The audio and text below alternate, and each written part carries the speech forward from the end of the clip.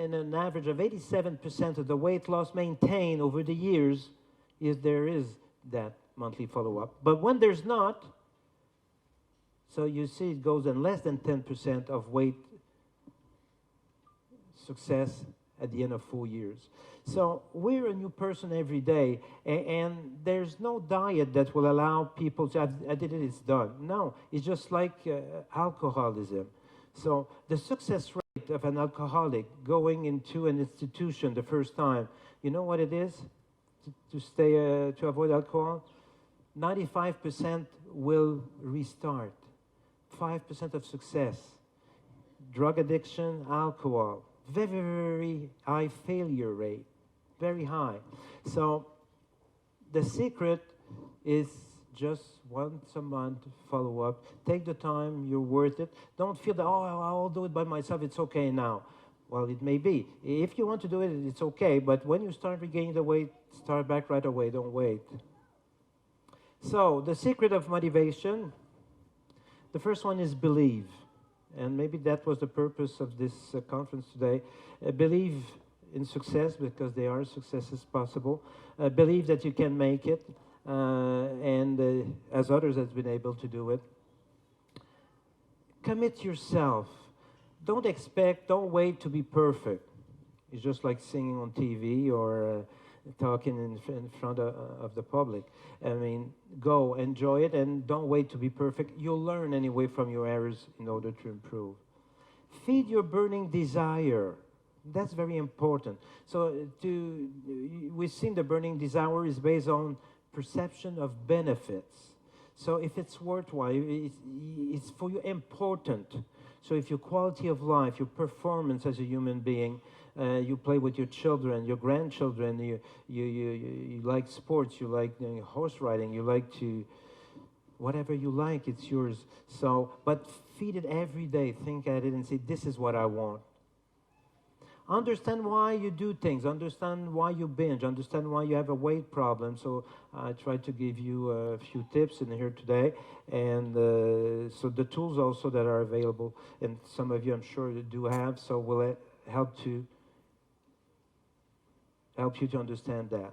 Use tools and support. Would you believe that I treat psychiatrists,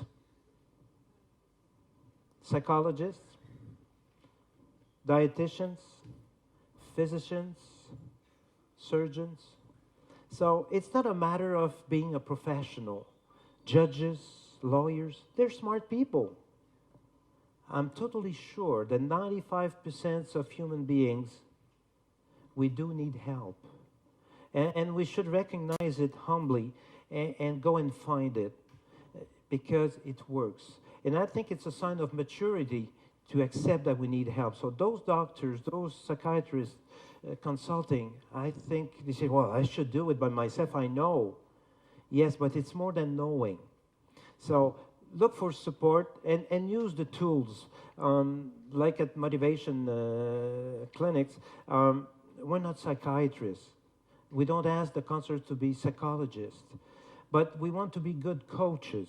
And you're going to do the work when you drive home after work listening to a CD, when you take 2-3 minutes a day to read maybe one page of a book.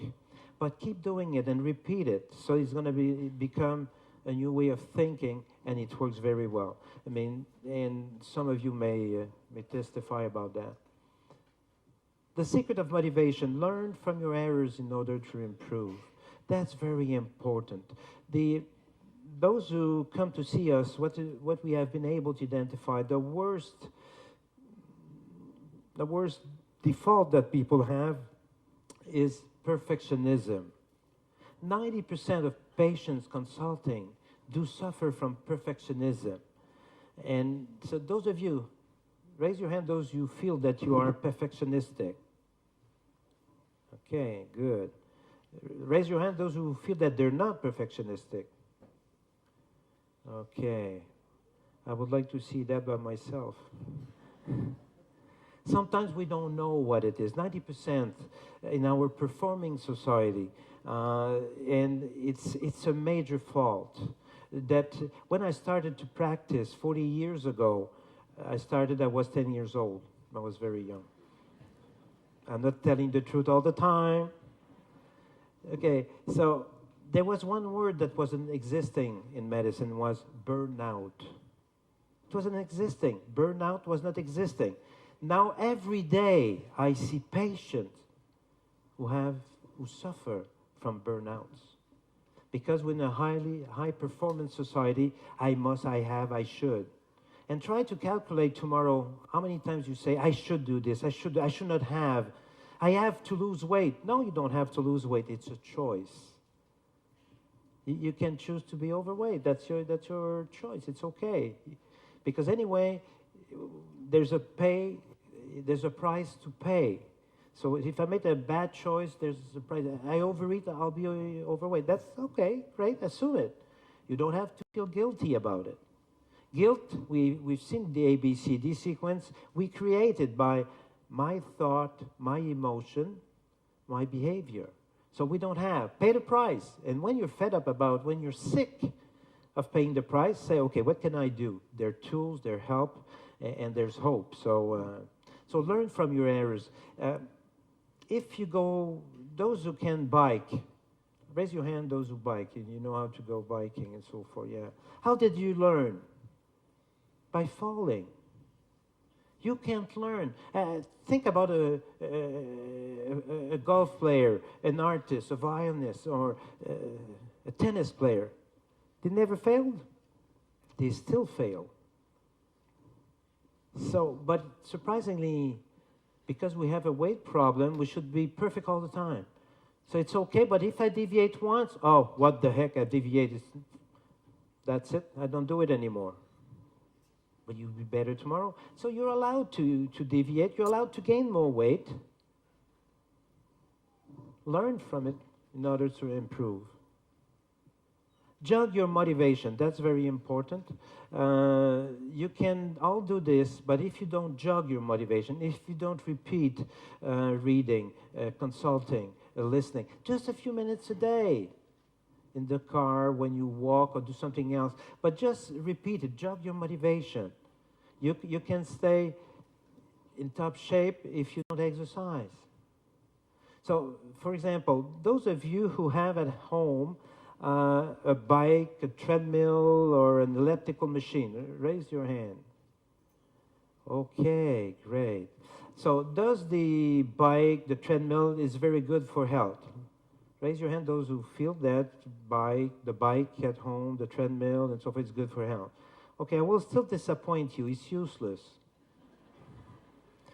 To have a bike is useless. To go on the bike is useful. So to have a book, oh, doctor, I have all your CDs. When was it the last time you've listened to it? Well, well, about 4 months ago, once. Persevere. Some people will say, how long does it take to be cured of obesity? Some will say, if I can maintain my weight 1 year, 2 years, 3 years, 4 years. Some will say, no, ever. I'll see here and now, today. We're a new person every day. So enjoy life. Stop bothering about the past and the guilt. Oh, gee, I should have done in the past. Learn from the past. And stop worrying about future. Oh, will I have my job? Will I be slim? Or and so forth. In a conference in France last year in Toulouse, we're talking about 4-year maintained success rate and so forth. And then a question, a hand went up. And she said, yes, but what about in 15 years from now? Will I maintain my weight? I don't know. And I don't mind. What is important is to enjoy this moment, here and now. And hopefully I enjoyed this morning myself here and now very, very much. I thank you very much for your active collaboration. And I want to thank you very much to give a meaning to my own life. Thank you.